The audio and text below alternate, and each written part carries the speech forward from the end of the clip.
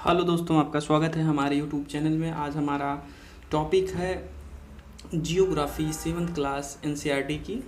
ठीक है, तो आज हम इस चीज़ को पढ़ने वाले हैं। हमारी पृथ्वी के अंदर ये हमारा टॉपिक है। ठीक है, एनसीईआरटी का जियोग्राफी का 7th क्लास की है। हमारी पृथ्वी एक गतिशील ग्रह है और इसके अंदर एवं बाहर निरंतर परिवर्तन होता रहता है। और क्या आप कभी ने सोचा है कि पृथ्वी के आंतरिक भाग में क्या है और यह किन पदार्थों से बनी हुई है?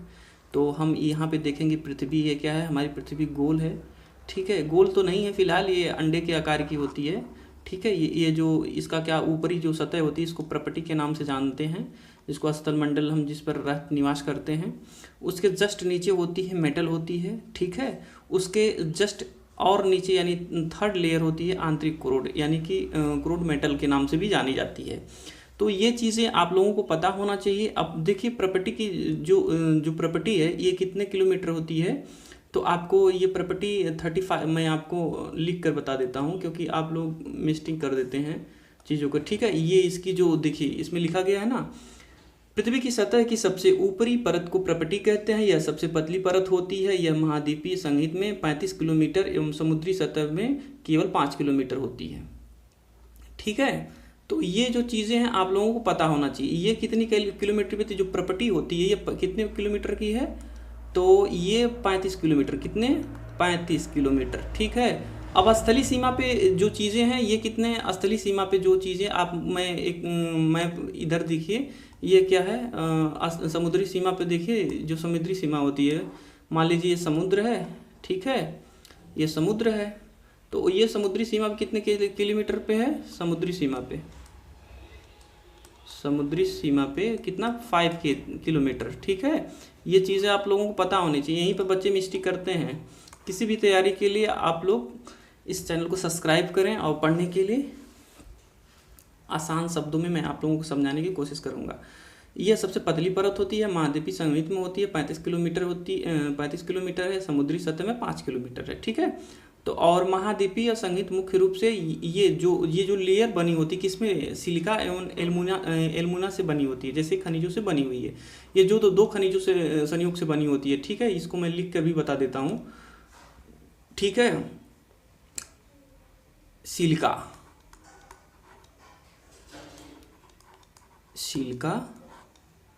प्लस एलुमिना, ये देखिए ये 2 लेयरों से बन के क्या बनी है, क्या जो प्रॉपर्टी होती है। ठीक है, अब कहा जाता है कि महासागर की प्रॉपर्टी मुख्य रूप से 2 चीज़ों से मिलकर बनी है। अब देखिए ये किसकी ये प्रॉपर्टी बनी थी? क्या ये प्रॉपर्टी बनी थी? ठीक है, प्रॉपर्टी बनी थी। और दोस्तों ये चीज़ आपको मैं और नीचे स्क्रॉल करके लेके चलता हूँ। ये जो समुद्र की जो लेयर बनी थी, ये भी देखिए ये डिफरेंट लेयर से बनी हुई है। ठीक है, इसमें सिलिका और मैग्नीशियम से बनी होती है। ये किससे है? सिलिका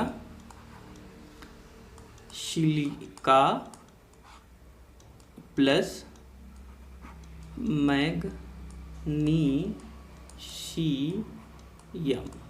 ठीक है, ये कितने 5 किलोमीटर है। ठीक है, तो ये आप लोग चीज़ों को कंफ्यूज नहीं होना है। ठीक है, प्रॉपर्टी के ठीक मेटल जो मेटल की देखिए, मैं इसको चीज़ को स्क्रॉल करके बताता हूँ। ये चीज़ें जो प्रॉपर्टी के जस्ट नीचे क्या है? मेटल। ये कितने किलोमीटर है आपको पता होना चाहिए। ये 2900 किलोमीटर। कितना? 2900 किलोमीटर। ठीक है, ये बच्चे बड़ी मिस्टेक करते रहते हैं, ये समझ नहीं पाते हैं कितने मेटल की जो रेंज होती है यानी दूरी है, डिस्टेंस है, कितनी है? 2900 किलोमीटर की। ठीक है, तो आपको ये पता होना चाहिए। गहराई तक फैला हुआ है। इसकी सबसे आंतरिक परत क्या है? तो क्रोड। देखिए जो आंतरिक परत है, ये जो क्रोड है ना, ये जो लेयर देख रहे हैं ना आप, यही सबसे आंतरिक परत होती है। ठीक है, तो ऊपर सारी चीज़ें आप लोग समझ भी गए हैं। अब मैं इसमें कुछ देखिए, इधर भी कुछ आप मुख्य चीज़ें हैं। क्या आप जानते हैं विश्व की सबसे गहरी खान दक्षिण अफ्रीका में स्थित है? ठीक है, कभी कभी एग्जाम में पूछता है विश्व की सबसे गहरी खदान कहाँ है, तो आप बता दीजिएगा दक्षिण अफ्रीका में। क्वेश्चन बन गया। इसकी गहराई लगभग 4 किलोमीटर की है। तेल की खोज में इंजीनियर ने इसे 6 किलोमीटर की गहराई तक खोदा था। और पृथ्वी के केंद्र तक पहुंचने में जो बिल्कुल असंभव होता है, समुद्र की सतह पर 6000 किलोमीटर की गहराई तक खोदना होगा। जो समुद्र की गहराई मान लीजिए समुद्र है, ठीक है, इसकी गहराई 6000 किलोमीटर तक आपको क्या करना पड़ेगा, खोदना पड़ेगा। कितना? 6000, ठीक है, 6000 किलोमीटर। कहाँ? समुद्र में, ठीक है, कहाँ? समुद्र में, तब जाके चीज़ें मिलेंगी, ठीक है।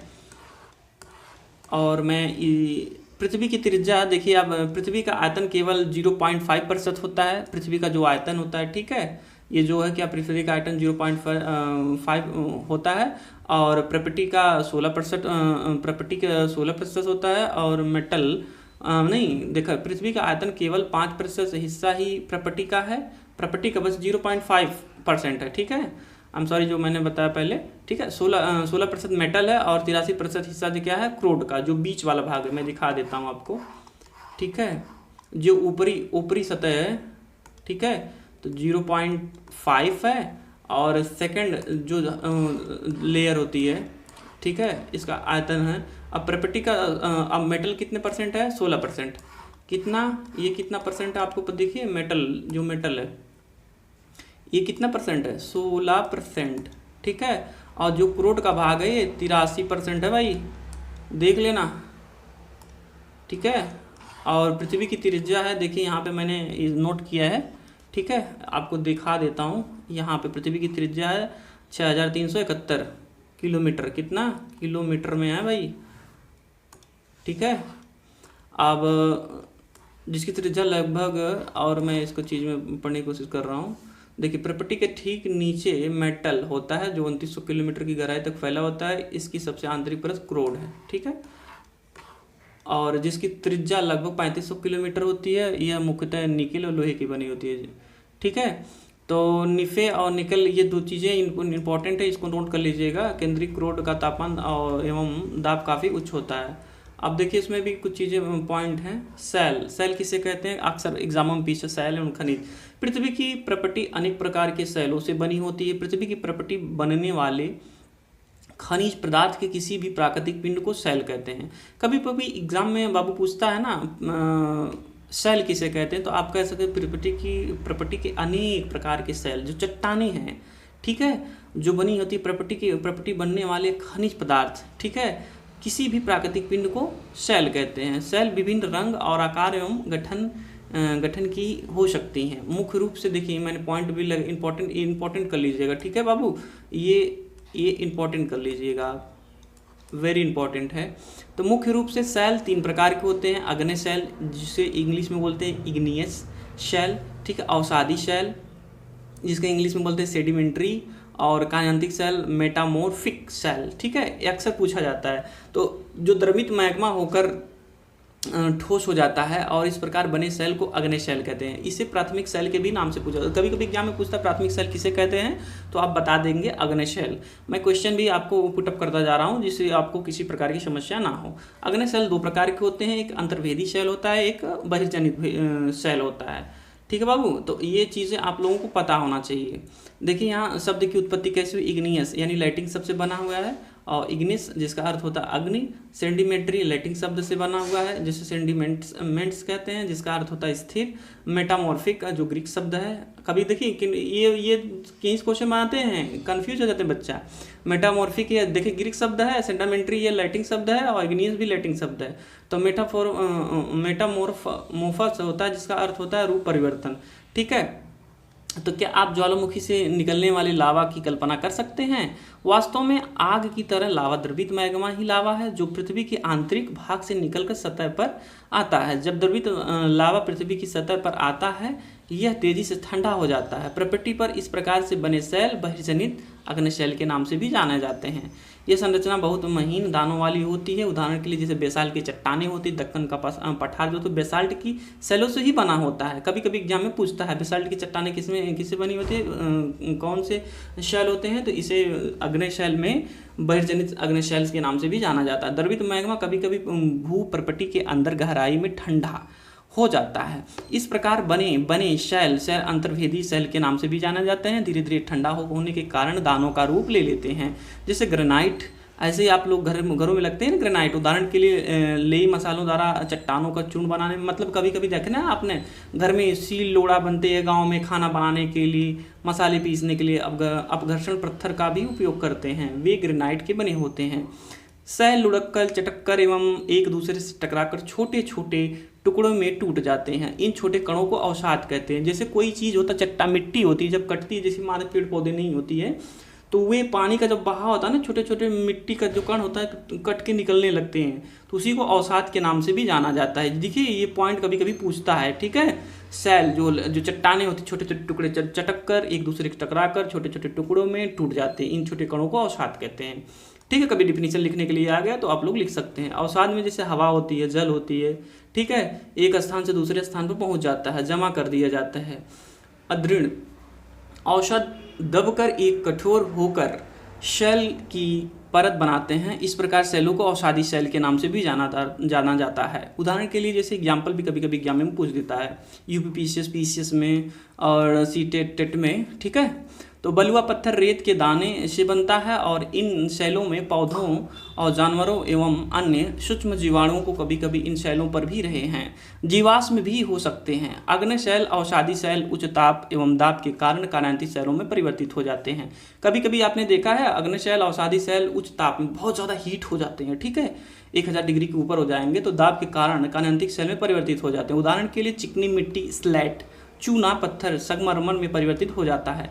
देखिए कार्यान्तिक ये स्ट्रक्चर है इसकी, जिसका चित्र लिया गया है, ठीक है। कार्यान्तिक सेल में परिवर्तित अवसादी सेल है, अवसादी सेल चेंज हो जाता है, ठीक है। कभी कभी एग्जाम में पूछता है। अब देखिए एक टॉपिक नोट कर लीजिएगा, इसको इंपॉर्टेंट है, ठीक है।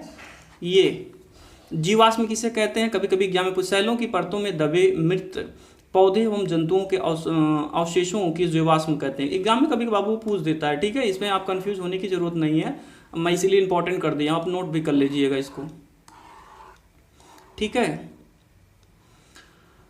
तो कठोर सेलों का उपयोग सड़क, घर एवं इमारत बनाने के लिए किया जाता है। आप पत्थरों का उपयोग कई खेलों में कर सकते हैं। उदाहरण के लिए 7 पत्थर यानी पिट्ठू, गांव में खेलते हैं ना, चिबिड्डी यानी स्टापू या किटकिट, गांव में खेलती हैं लड़कियां, किटकिट खेलती हैं ना। 5 पत्थर गिट्टी, जो गोटी खेलती हैं। अपने अपने दादा दादी माता पिता पास पड़ोसियों से ये पूछकर अन्य खेलों की जानकारी आप प्राप्त कर सकते हैं, ठीक है। देखिए स्मारक है, ठीक है, लाल किला है, लाल बलुआ पत्थर से बना हुआ है। ये स्ट्रक्चर जो अभी भी वर्तमान में चीज़ें बनी हुई हैं। ताजमहल जो संगमरमर से बना हुआ, बहुत खूबसूरत बना है।